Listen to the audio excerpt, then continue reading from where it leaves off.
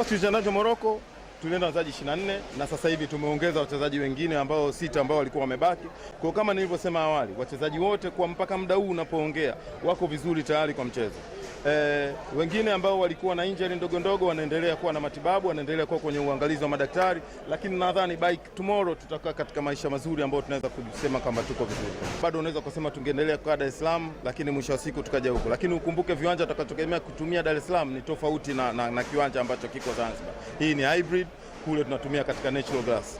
Kwa hiyo at least tunakuja kuhakikisha kwamba hatupati kizuizi chochote ambacho kinaweza kutusaidia tusipate matokeo mazuri. Tunategemea mechi itakuwa ngumu, mechi yenye ushindani, lakini ni mechi ya maamuzi, kwa sababu sio mechi ya kushinda tu, ni mechi ya kuhakikisha kwamba tunapata matokeo yanaweza kuhakikishia kwamba tunachukua kombe. Tujitokeze kwa wingi kuja kushangilia tukiwa tunakabidhiwa ubingwa, sio kucheza.